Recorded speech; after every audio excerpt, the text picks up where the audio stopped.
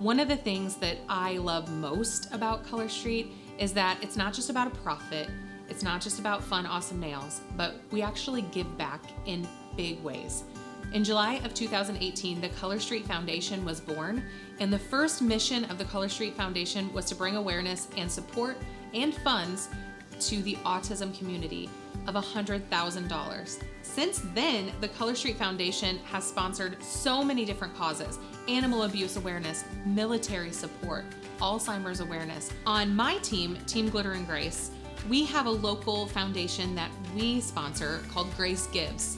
Every month that we hit our sales goal as a team, I sponsor a local child that is in foster care and shower them with Christmas presents.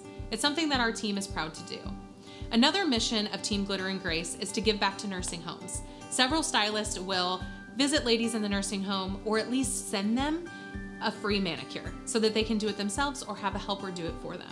So how the Color Street Foundation gives back to these huge organizations is they will select one to sponsor, and $2 from the sale of every nail strip that is specially designed to support that cause will go right to the foundation of their choice. The designs are beautiful and unique, and they're available for a limited time.